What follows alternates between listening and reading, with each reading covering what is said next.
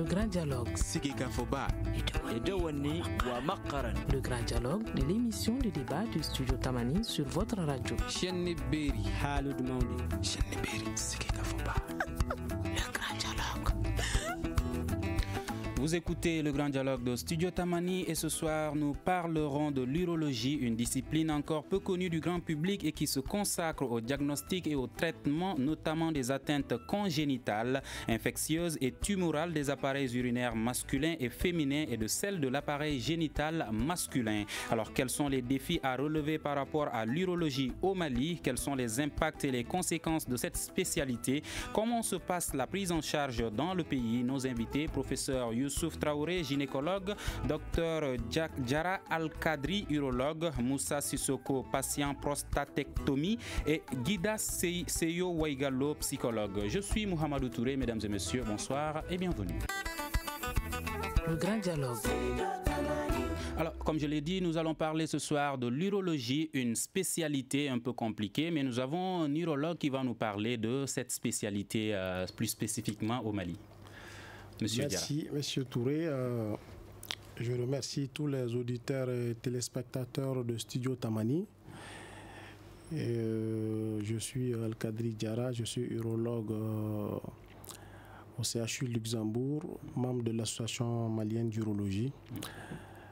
L'urologie est une spécialité médico-chirurgicale qui s'occupe des maladies de l'appareil urinaire des deux sexes, je veux dire de l'homme et de la femme. De la femme, que ce soit des plus âgés aux plus petits, et particulièrement de l'appareil génital de l'homme. Donc ce qui fait dire que l'urologue, c'est comme le gynécologue des hommes.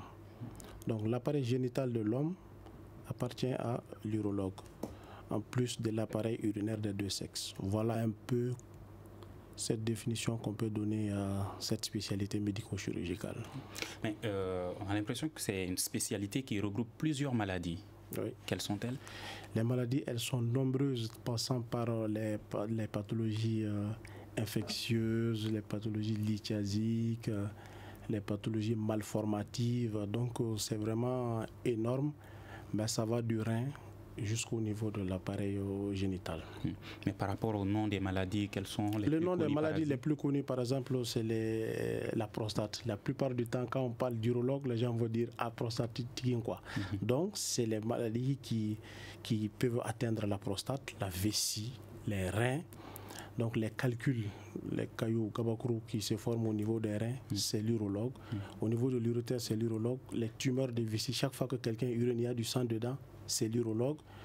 Et chaque fois qu'il y a des difficultés à uriner, que ce soit un sujet âgé, un sujet moins âgé, c'est l'urologue. Les questions de fonction sexuelle des hommes, c'est l'urologue. Les questions de fonction de fertilité. Quand il y a un problème d'infertilité dans un couple, l'homme doit voir l'urologue. Voilà un peu quelques maladies dont on peut parler quand même par rapport à cette spécialité. D'accord. Professeur Youssouf Traoré, vous êtes gynécologue. Est-ce que vous avez quelque chose à ajouter par rapport à cette spécialité dont Dr Diarra vient de parler tout de suite? Merci beaucoup. Je voulais vous remercier pour nous avoir permis de parler d'une spécialité, c'est vrai, dont on ne parle pas beaucoup. Ce que je voulais simplement rajouter, c'est que souvent la part est difficile entre l'urologie et la gynéco. Parce que des organes dont on s'occupe en tant qu'urologue et en tant que gynéco se trouvent au même endroit pratiquement. Donc ça fait que souvent on a... Et c'est une spécialité qui travaille de concert avec nous. Parce que les maladies en gynécologie ont des répercussions sur l'appareil urinaire qui va faire appel à l'urologue. Je prends par exemple le cancer chez la femme enceinte. Le cancer du col, souvent, il y a des... ça peut s'étendre à la vessie, qui peut faire appel à l'urologue. Voilà, donc c'est des spécialités qui se retrouvent parfois sur certains aspects. D'accord. Voilà. Par rapport, pour faire la différence entre les deux, quelles sont les maladies qui doivent conduire quelqu'un chez le gynécologue et quelles sont celles qui doivent conduire quelqu'un chez l'urologue? Alors, La gynécologie obstétrique, l'obstétrique, c'est ce qui a trait à l'accouchement, à la grossesse. Ce n'est pas le cas de notre... Ça, c'est pour les femmes. Ça, c'est pour les femmes. Et la gynécologie, c'est tout ce qui concerne l'appareil génital. Et dans l'appareil génital, il se trouve qu'il y a aussi l'appareil urinaire. Chez l'homme, les deux sont... Donc, généralement, nous, le plus souvent, c'est les femmes on voit. Quand la femme vient pour un problème de santé, je prends par exemple le cas de l'infertilité. Elle a un désir d'enfant, elle vient nous voir, on l'explore et on étend cette exploration à la femme, à l'homme aussi, parce que pour avoir un enfant, il faut être à deux. Et donc, ceci fait que souvent, nous avons des examens que nous demandons à l'homme. Et quand il y a des anomalies par rapport à ça, nous avons recours parfois, pas toujours, mais parfois à l'urologue. Donc, il y a des situations où souvent les hommes viennent directement nous voir. Par exemple, il y a un problème d'impuissance, il y a un problème d'éjaculation précoce. Il y a des problèmes comme on a dit, de fatigue rapide au cours des rapports sexuels. Donc, quand il y a des situations comme ça, le plus souvent, on fait recours à des urologues. Quand il y a des problèmes d'enfants et qui nécessitent une exploration en urologie, surtout s'il y a des notions de traitement, de chirurgie sur l'appareil génital de l'homme. Donc, on a recours à l'urologue pour ensemble voir dans quelle mesure on peut prendre en charge de façon efficiente le couple. D'accord. Voilà. Moussa Sissoko, vous êtes avec nous au téléphone, vous êtes patient prostatectomie, j'y arrive. Est-ce que vous pouvez nous parler un peu de cette maladie, comment vous la vivez? Ok, bon. Cette maladie, je me suis surpris atteint de cette maladie il y a exactement 2 ou 3 ans. À la suite d'un contrôle banal, il s'est trouvé que mon PSA était très élevé, il était déjà à 15,60. Et là, on m'a fait consulter par l'urologue, M. Diarra, le docteur Diarra qui est avec vous. Et dans cette consultation, il a commencé par me faire d'abord un fichier rectal pour vérifier. Et là, il y avait le doute. Et après ça, il m'a dit qu'il faut faire une biopsie. Vous avez coupé un morceau de l'appareil et l'analyser. Donc la biopsie a confirmé le doute qu'il avait. Et ensuite, maintenant, il m'a dit de faire un scanner général pour voir si le mal ne s'était pas étendu sur le reste de l'organisme. Donc je me suis soumis à cet exercice aussi. Et puisque cela n'était pas, donc il dit maintenant la meilleure façon c'est de faire l'ablation de la prostate là. Et cette opération que j'ai faite depuis 2 ans, et depuis 2 ans, donc je suis régulièrement avec lui pour voir tout ce qui peut arriver, quoi. Donc c'est comme ça que c'est arrivé. D'accord, avec les termes que vous utilisez, on a l'impression que vous-même vous devenez un spécialiste de cette maladie. Alors, oui. D'accord. Il a appris parce que je crois qu'il fait aussi de l'andrologie, c'est-à-dire qu'il s'entretient avec nous. Il me dit clairement où se trouve l'information. Effectivement, j'ai compris que quand je monte sur Google, j'ai toutes les informations concernant mon statut. Mon statut passé, et puis même le statut actuel, je connais assez la grâce à cela. Ça, c'est l'information. Ouais. D'accord. Guida Seyo Waigalo, vous êtes psychologue. Aujourd'hui, on voit que beaucoup de personnes ne connaissent pas cette maladie ou ont même peur d'aller se faire consulter. Qu'est-ce qui explique cette crainte selon vous? Bonjour. Permettez-moi d'abord de saluer l'initiative que vous avez prise de mettre sur une même table des urologues, des gynécologues et des psychologues. Évidemment, le problème qu'on aborde aujourd'hui est un problème de société qui mérite d'être regardé de près et surtout analysé de façon plus objective. Évidemment, nous n'avons pas une étude scientifique sur le cas du Mali, mais nous pouvons quand même émettre certaines hypothèses qui reposent sur d'autres recherches. Vous savez que tout ce qui concerne... permettez-moi d'utiliser le terme, le sexe est tabou et peut entraîner la stigmatisation et même parfois l'exclusion. Le malade a sa psychologie et qui peut justement être comprise comme étant une psychologie particulière. Souvent, nous avons peur simplement lorsque nous acceptons une situation de malade de perdre un statut. Nous avions une place dans notre société et accepter qu'on est malade risque de nous faire perdre une place. Et ce qui n'est pas du tout facile à accepter. Mais il faut aussi prendre en compte d'autres paramètres, pas liés simplement aux malades, mais au système de santé. Je ne vais pas dire ici que c'est la faute d'un tel ou d'un autre, mais nous avons des systèmes de santé qui ont des difficultés à communiquer. Les médecins, il faudrait qu'on n'oublie pas souvent qu'il est aussi le remède. Comment accueille-t-il? Comment s'entretient-il avec le malade? En psychologie, nous parlons de transfert et de contre-transfert. Si je ne vais pas expliquer, le médecin n'est pas le père et le malade non plus l'enfant. Alors il faut qu'il y ait une relation de confiance. Si cette relation de confiance n'est pas établie, il peut donc avoir parfois des représentations qui vont être diffusées dans la société. Vous avez entendu souvent, il ne faut pas y aller, l'hôpital c'est un mouroir. Parfois, ensemble de facteurs donc, qui interviennent et qui font que les malades se réservent ou ont peur d'aller vers les systèmes de santé. Donc, nous ne sommes pas au niveau des solutions, mais cela va apparaître plus clairement lorsque nous allons proposer des solutions pour pouvoir les amener vers les systèmes de santé qui prennent en charge ces maladies-là. D'accord. Monsieur Dr Diarra Al-Kadri, vous venez d'écouter tout de suite Monsieur Oueghalo, Oui. Conscient de toutes ces difficultés. Que faites-vous avec vos patients pour pallier à cette situation? Voilà, merci bien pour cette question. Avant d'intervenir dans ce sens, je voulais d'abord faire quelques précisions, surtout par rapport à l'intervention de M. Sissoko. Je suis tout à fait très content de son intervention parce que c'est une interpellation forte. Quand il explique comment il est arrivé jusqu'à ce niveau. Vous savez, il faut être intellectuel, comprendre beaucoup de choses pour accepter de se soumettre à ce que lui il a fait. Voilà un monsieur qui n'avait aucun signe urinaire. Il urinait bien, aucun problème, pas de dysfonction érectile, rien. Juste une augmentation d'un antigène qui s'appelle le PSA. C'est très important ce message. C'est juste. Ça sert à quoi pour le citoyen lambda? C'est très important. PSA. Le PSA, c'est un marqueur du cancer de la prostate qui se trouve dans le sang. Et il se trouve que le cancer de la prostate est le cancer le plus fréquent chez l'homme. Je dis homme en tant que sexe, puisque la femme n'a pas de prostate. Tout à fait.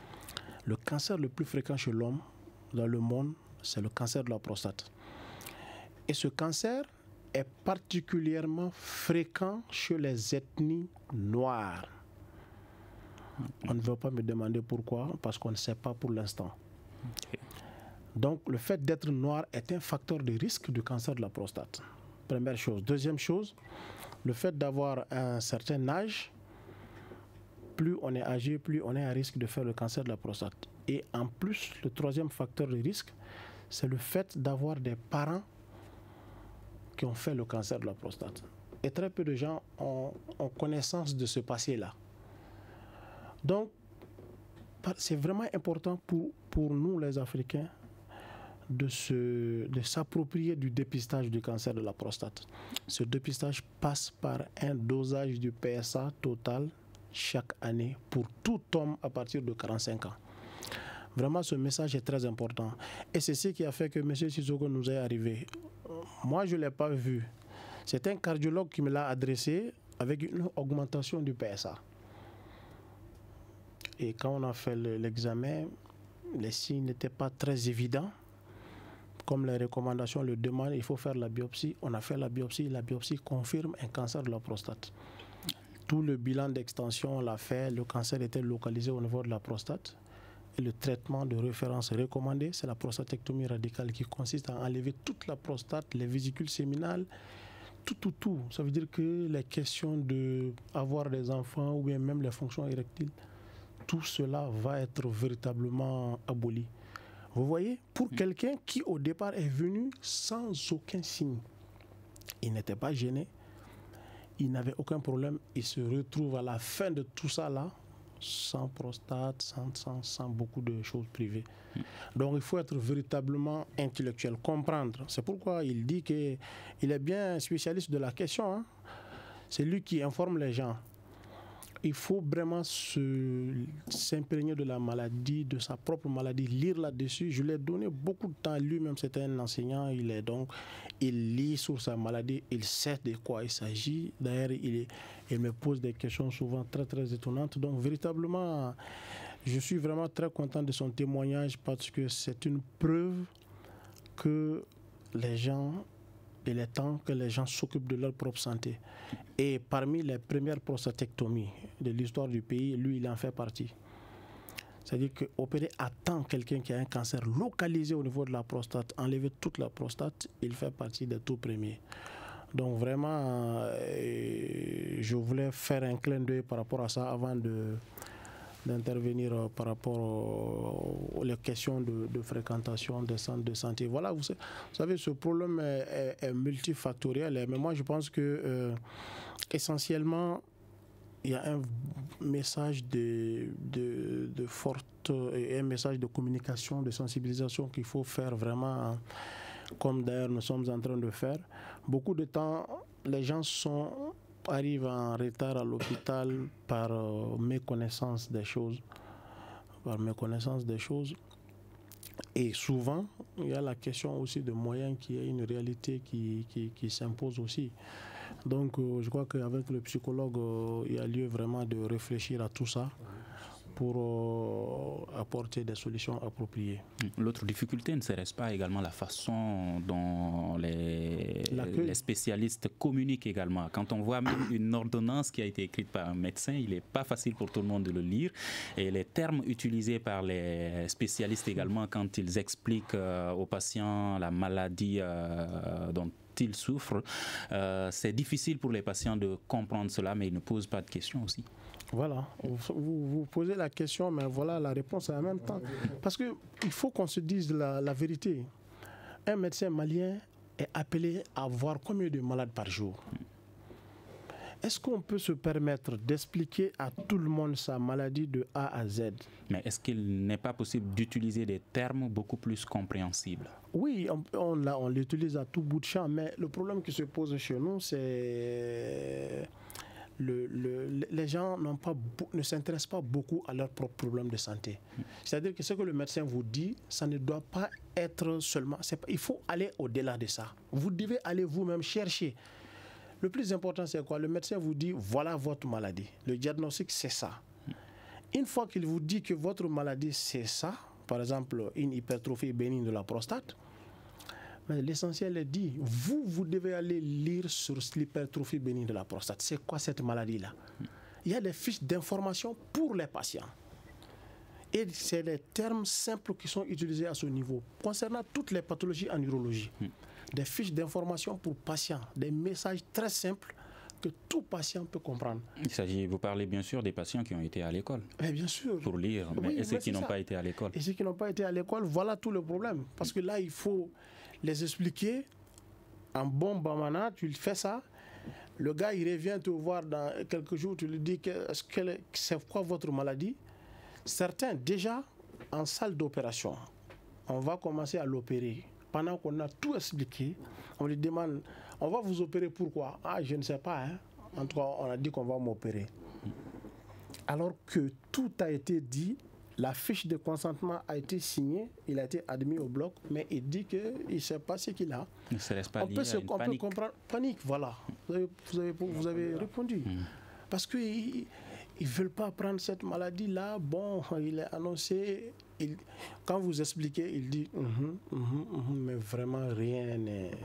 D'accord. Voilà tout le problème. Professeur Traoré, alors cette question de langue, bien sûr, on sait qu'il n'est pas facile d'expliquer tous les termes scientifiques en langue bambara et surtout quand certains spécialistes même ne comprennent pas les langues comprises par les patients. Quelles sont ces difficultés? Non, moi je pense qu'il ne faut pas se voiler la face. On ne communique pas. Les spécialistes? Non, pas que les spécialistes. L'agent de santé, il ne communique pas. Okay.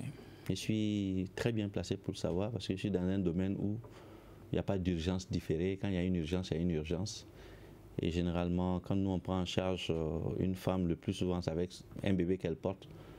Et derrière cette femme qui porte un bébé, il y a toute une famille. Donc c'est une spécialité à part. Et je sais que les gens ne communiquent pas. Je ne dis pas qu'on ne communique pas du tout, mais pas suffisamment. D'accord. Parce que pour communiquer, il faut maîtriser ce que tu vas dire par rapport à la question pour laquelle la malade est venue. Parce que si quelqu'un vient pour un problème, tu dois parler de ce problème, il faut maîtriser le problème. Donc je pense qu'il y a un gros problème de communication à notre niveau. Il y a aussi, et ça c'est le deuxième gros problème, c'est le niveau intellectuel général. La culture générale de l'Africain en général, et du Malien en particulier, est très faible. Donc si la culture médicale est très faible, ça fait que les gens ne posent pas de questions. On est dans la culture de la fatalité. Limite, ok. Donc, voilà. Et les gens ne posent pas de questions pour essayer de comprendre. Et nous aussi, on joue ce jeu en n'expliquant pas clairement les choses comme il se faut. Moi, je pense que ça, c'est vraiment important. Il y a également le fait que le médecin, il fait tout. Il est le père, il est la mère. Il n'est pas rare que nous, agents de santé, on donne de l'argent à des patients pour les aider pour telle ou telle situation, alors qu'il y a un service social qui, lui aussi, généralement, n'est pas très équipé sur le plan financier. Et nous, on n'a pas de psychologue. Moi, je suis très impliqué dans la prise en charge des femmes VIH, par exemple. Qui dit infection à VIH, dit communication. Mais le médecin est obligé de tout faire. Parce que dans nos structures, on n'a pas de psychologue. Dans nos structures, on a... Donc, tout ça, c'est des problèmes structurels qu'il faut prendre. Donc, le médecin se trouve, comme ça a été dit, au centre de tout ça. Et il faut vraiment... Donc, le problème est à tous les niveaux. Et le niveau de culture générale ou culture médicale des patients, ce n'est pas de notre faute parce qu'il faut aller à l'école pour comprendre certaines choses. Ça, c'est au niveau de l'État, au niveau de l'individu. Il y a aussi le problème structurel, la mise à disposition des agents de santé. Dans nos structures de psychologues, nous, quand on était en spécialisation, quand on faisait la visite, il y avait toujours un agent de service social qui était avec nous. À la visite. Et dans chaque unité, chaque service, il y a des agents sociaux qui sont affectés. Donc quand il y a des problèmes, eux, ils prennent le temps de communiquer et ça fait que le médecin, il est déchargé, il s'occupe vraiment de son patient. Et il y a aussi le fait que nous aussi, il faut qu'on apprenne à communiquer. Souvent, les patients quittent ici, ils vont en Europe. On a les mêmes résultats sur le plan santé. La grosse différence, c'est que là-bas, on leur explique. On prend le temps de leur expliquer. Je ne pense pas que ce soit lié au nombre de malades que nous recevons. Il y a ça aussi, mais ce n'est pas l'élément déterminant. L'élément déterminant, c'est qu'on a perdu la culture d'expliquer les choses. Et je pense qu'il faut revenir à ce fondamental-là, à ces fondamentaux pour que les choses puissent entrer dans l'ordre. D'accord. Moussa Sissoko, vous qui êtes patient prostatectomie, comment vous comprenez cette communication ou cette faible communication entre agents de santé et patients? Non, cette communication, c'est une étape très importante.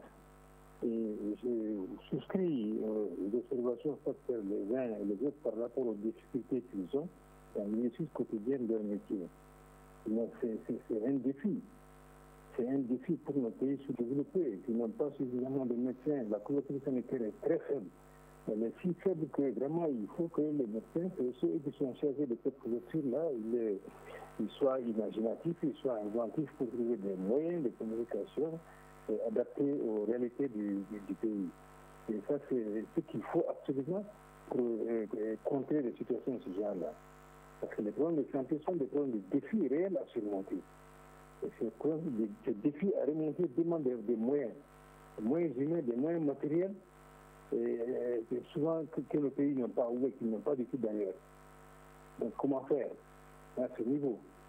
Donc, moi, je pense que nous, les quelques intellectuels qui, je ne sais pas, je n'ai pas la chance, ou en tout cas qui ont eu la malchance de connaître cette maladie, nous aussi devons contribuer à mobiliser les gens au quartier, partout, autour des tables de dialogue, partout où nous passons, pour leur parler de votre expérience afin d'amener les gens à se suspecter et puis aller voir ce qu'il y a, et en tout cas connaître son statut. Ça passe par là, effectivement. C'est comme les petites maladies, les sida ou autres, il faut connaître son statut. Donc, concernant le PSA aussi, comme le médecin a dit que à partir de 55 ans, il faut faire le PSA. Donc, on continue de faire ça, de vérifier, de s'assurer qu'on l'a ou qu'on l'a pas. Et là, on est tranquille, on sait ce qu'on va faire dans ce statut-là. Moi, je pense qu'il faut vraiment mettre beaucoup d'efforts sur l'information, il faut de la communication. Ouais. Au-delà de l'information et de la communication, quelles sont les deux autres difficultés que vous rencontrez? Bon, dans mon état actuel, sinon moi, Dieu merci, en tout cas, comme je collabore très bien avec mon médecin, je n'ai pas de difficultés particulières à faire. Je passe très souvent faire contrôler mon PSA et à partir de là, il me fait des prescriptions, donc je suis suivi en quelque sorte. D'accord. Docteur Diarra, récemment, vous avez organisé une rencontre internationale par rapport à cette maladie. Au niveau du Mali, quels sont les plus grands défis à relever? Alors, les défis sont énormes. Par rapport à cet événement extraordinaire que nous avons organisé la semaine dernière, il s'agissait en fait du premier congrès international d'urologie qui a regroupé près de 400 participants venus de l'Afrique de l'Ouest, l'Afrique centrale, le Maghreb et même l'Europe. Ce congrès a été l'occasion pour les urologues maliens de pouvoir montrer au monde ce que nous savons aussi faire. Je crois que ça a été un véritable rendez-vous de donner et de recevoir. Les témoignages des experts, des éminents spécialistes de ce domaine ont prouvé Que peut-on retenir de ce congrès?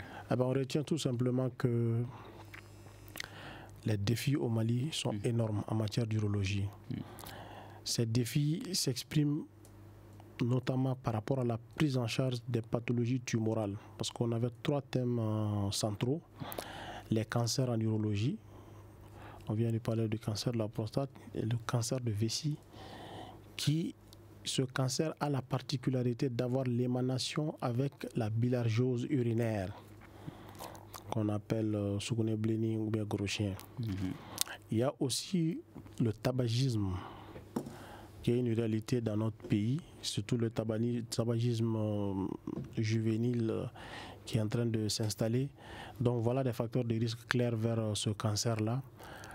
On a parlé aussi des fistules vésico-vaginales, malheureusement, qui sont aussi une réalité dans notre pays. Comme on l'a dit pendant le congrès, une fistule, c'est un déshonneur. Ça ne fait pas du tout la fierté, c'est un indicateur de pauvreté dans un pays. Quand on voit une fistule dans un pays, vraiment, ça veut dire que les efforts en matière de prise en charge de l'accouchement, il y a encore des efforts à faire. Le gynécologue est là, je crois qu'on a bien débattu ces questions-là pendant le congrès. Ensuite, le dernier thème, l'un des thèmes importants du congrès, c'était aussi la prise en charge des maladies lithiasiques. La question de fertilité, les troubles de sexualité masculine a été bien défendue avec les questions de fertilité. Donc, véritablement, ce congrès a été une occasion très importante pour nous. D'abord, de faire la promotion de la spécialité, parce qu'on l'a dit, le professeur Traoré vient de le dire, l'urologie est une spécialité qui n'est pas très connue dans notre pays. Donc, il est à nous, le devoir nous revient de faire la promotion de cette spécialité pour que les gens puissent savoir désormais où aller quand il y a de telles pathologies.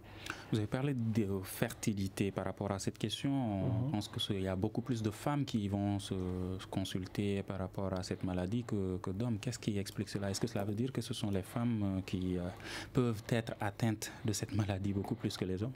Voilà, justement, vous voyez que la confusion n'est pas seulement d'ordre général, même au niveau de Studio Tamani, on voit la confusion. En fait, c'est très important, j'ai bien compris. Hein, c'est vraiment vous apportez les réflexions réelles de la population. C'est vraiment ça. C'est ça l'objet de ce débat. Quand il y a une infertilité, on l'a bien dit, quand il y a une infertilité dans un couple, l'homme, c'est l'urologue. La femme, c'est le gynécologue. Donc, les infertilités du couple, ce n'est pas l'homme et la femme, les deux, qui vont chez le gynécologue pour la prise en charge. Non. L'urologue est le gynécologue des hommes. C'est ça le message essentiel que nous voulons faire sortir. Parce que cette spécialité, malheureusement, a souffert par il n'y avait pas suffisamment de spécialistes. Donc le vide est resté très longtemps. Ben évidemment. Mais est-ce que vous voyez beaucoup d'hommes qui vont vers vous se faire consulter? Oui, ça commence à venir. Ça commence à venir. Mais sinon, la plupart du temps, quand il y a un homme qui vient chez nous pour infertilité, c'est après avoir passé chez le gynécologue qui, après des bilans, des prescriptions et tout, qui nous renvoie à la fin pour la prise en charge. Mais nous sommes dans une dynamique. Nous collaborons avec ces gynécologues par rapport à la prise en charge. C'est d'ailleurs obligatoire parce que la question de l'infertilité, comme on l'a dit, ne dépend pas seulement de l'homme ni de la femme. C'est les deux qui sont pris en charge. C'est 35, on va dire un tiers l'homme, un tiers la femme, un tiers entre les deux. Donc c'est vraiment tout le monde qui est concerné et tout le monde doit se faire voir, et en ce moment-là, l'urologue et le gynécologue resteront en contact pour communiquer, échanger par rapport à la suite à donner par rapport à ce couple. Donc véritablement, nous sommes en train de faire passer ce message-là pour que la population puisse comprendre que urologie, c'est la spécialité qui s'occupe certes de l'appareil urinaire des deux sexes, mais aussi de l'appareil génital de l'homme. D'accord. Donc, voilà. Les hommes chez les urologues, les femmes chez les gynécologues. Exactement, c'est ça. Monsieur professeur Traoré, quelque chose à ajouter par rapport aux défis concernant cette spécialité au Mali? Non, je pense qu'il y a beaucoup de choses à faire. Ça a été dit, hein, je l'ai dit au début, une grossesse, c'est deux personnes, deux individus. Et effectivement, mais il faut comprendre que dans la démarche pour régler le problème d'enfants, il faut parler terre à terre pour que les gens comprennent. Le problème d'enfants dans un couple, en Occident, c'est différent. Mais dans nos pays africains, c'est la femme qui vient en premier. Quand une femme est enceinte et qu'elle vient accoucher, nous, pendant la grossesse, même pendant le suivi prénatal, c'est essentiellement, c'est pas l'idéal, mais c'est la femme qu'on voit en premier. L'homme, il vient généralement quand tout est déjà réglé. Et c'est la même chose pour le désir d'enfant. Réglé ou gâté. Réglé ou gâté, voilà. La porte d'entrée pour avoir des enfants, c'est d'abord la femme. Et la femme, elle consulte d'abord le gynécologue. Et naturellement, comme le gynécologue sait qu'un enfant, c'est au moins ces deux personnes, il va explorer la femme qui est venue naturellement en premier, et au décours de son examen, c'est-à-dire il l'interroge, il l'examine, après tout ça, il donne éventuellement un bilan à l'homme. Ce n'est pas dans tous les cas qu'on donne le bilan à l'homme. Si une femme vient vous dire je suis mariée depuis 3 ans, 4 ans, je n'ai pas d'enfant, et dans l'interrogatoire, vous vous rendez compte que le mari qui a une autre femme qui vient d'accoucher, vous n'allez pas demander un bilan pour le mari. Donc ce n'est pas dans tous les cas qu'on enverra le mari voir quelqu'un d'autre. Mais certains pensent qu'il y a des gens qui ne peuvent pas avoir d'enfants, même si aucun d'entre eux n'a un problème, mais c'est juste leur sang qui ne sont pas compatibles. Non, ça c'est des cas extrêmement rares. Et généralement, il y a une grossesse, mais c'est la grossesse qui ne va pas loin. Mais généralement, il y a une grossesse. Donc, il y a des cas de figure. Donc, pour faire simple, quand il y a un désir de grossesse, il ne s'agit pas, dans tous les cas, j'ai reçu une femme désir de grossesse, tous les hommes de chacune de ces femmes iront directement chez l'urologue. Ce n'est pas comme ça la démarche. C'est pas comme ça la démarche. La démarche, c'est qu'on voit la femme, on l'interroge, et au cours de l'interrogatoire, de la prise en charge, on adresse le mari, selon les cas, soit chez l'urologue, soit... Voilà. Donc je pense qu'il ne faut pas fustiger cette démarche-là, qui est une démarche classique et qui est d'ailleurs celle qui est faite généralement partout ailleurs. D'accord, on a parlé un peu de la prostate. Et concernant la fistule? Alors pour la fistule, je suis entièrement d'accord qu'il y a des maladies chez nous en matière de médecine, quand elles existent dans un pays, on considère que ce pays-là n'avance pas. La fistule fait partie. Il y a la rupture utérine. Une femme qui a un travail et l'utérus se rompt, ça veut dire qu'il y a un problème de prise en charge. Et quel est le degré de fréquentation de la fistule au Mali? La fréquence, elle est relativement... C'est vrai qu'il y a vraiment un gros changement, une baisse. Mais il y en a encore. Quelles sont les causes? Les causes, elles sont multiples. Il y a quelques années, il y a 30, 40 ans, quand on fait la revue de la littérature, on demande aux anciens, généralement ces fistules étaient, en plus des fistules qui sont liées aux difficultés d'accouchement. Parce que jusqu'à présent, les causes les plus fréquentes, c'est les difficultés d'accouchement. Quand je dis difficultés d'accouchement, une femme qui a un travail, qui est enceinte, qui a des douleurs abdominales, qui doit accoucher, qui a des difficultés pour se rendre dans une structure de santé. Elle peut faire 24 heures, 48 heures, peut-être souvent une semaine. Elle est enceinte, elle a du mal à rallier un service de santé. Et il se trouve que là où le bébé se trouve, dans l'utérus, est, je l'ai dit au début, est en contact avec la vessie.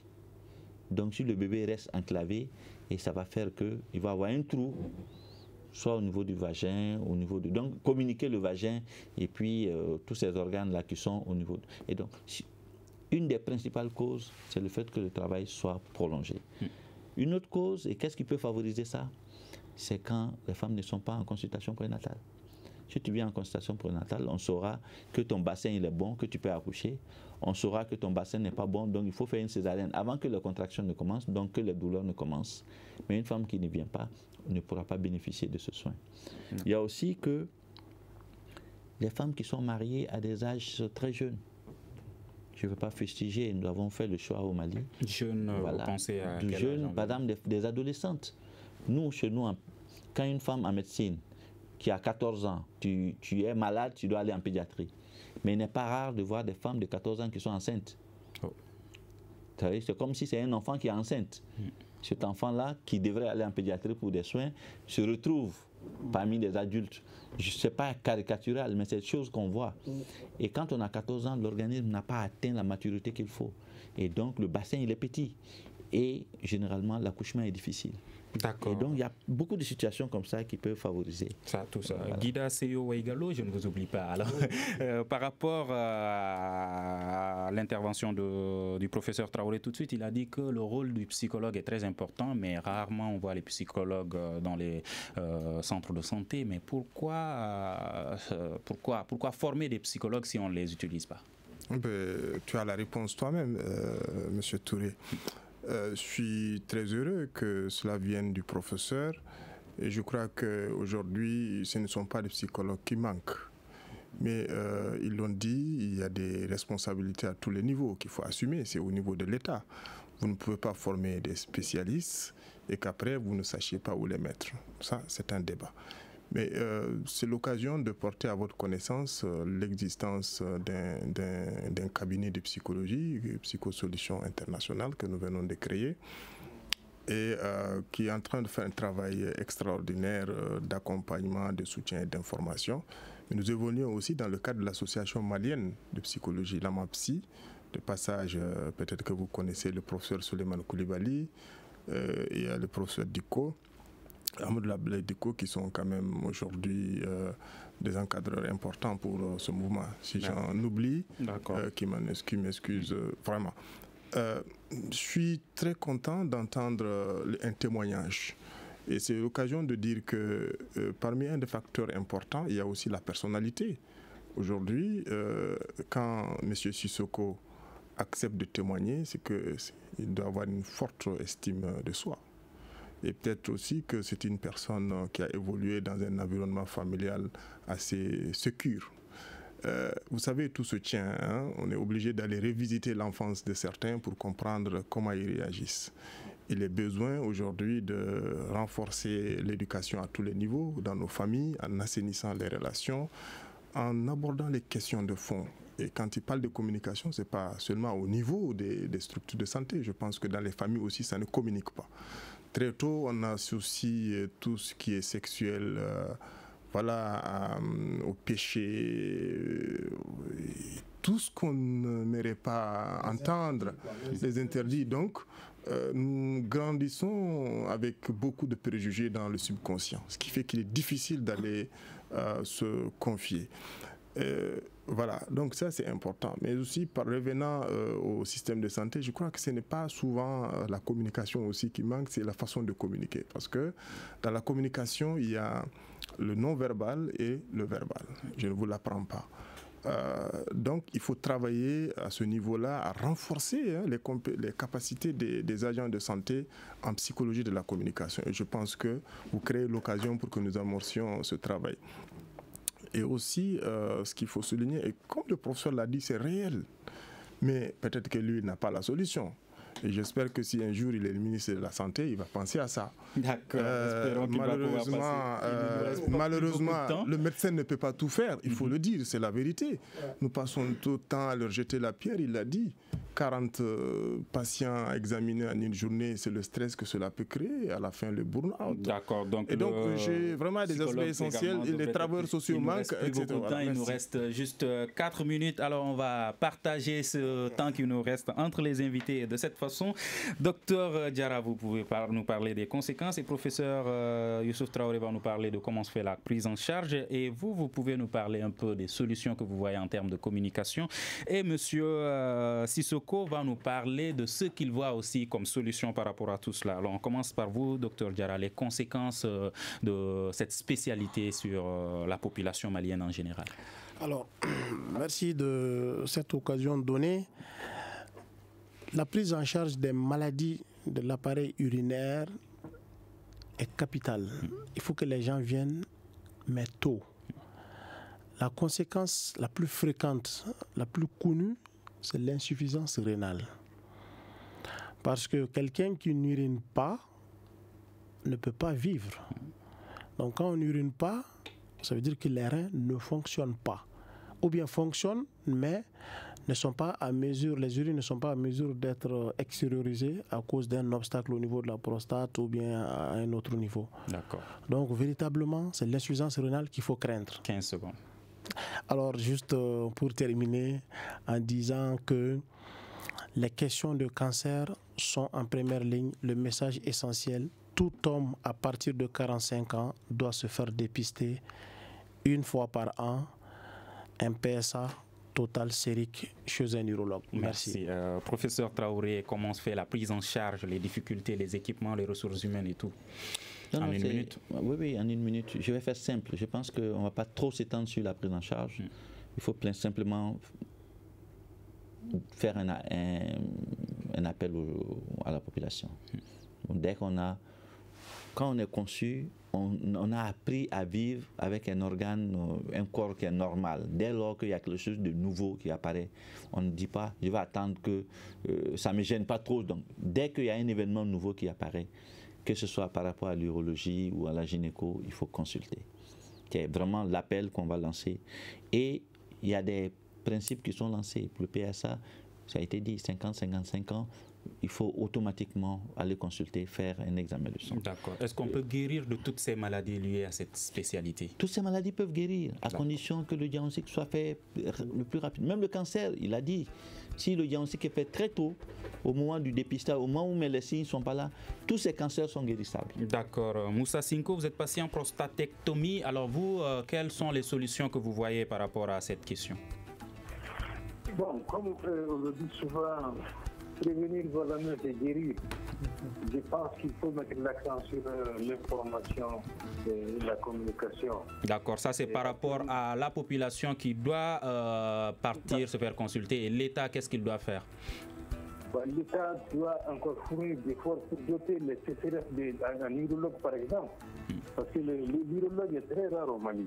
Ils sont pour la plupart concentrés dans les hôpitaux de Banco. Alors c'est à l'intérieur qu'il y a les cas de maladie. S'ils viennent tardivement, c'est parce qu'à l'intérieur, ils n'ont pas l'information et ils n'ont pas de couverture nécessaire, les guidas. D'accord. Guida Seyo Waigalo, vous êtes psychologue, solution? Alors, solution en une minute, il est difficile d'en dire assez.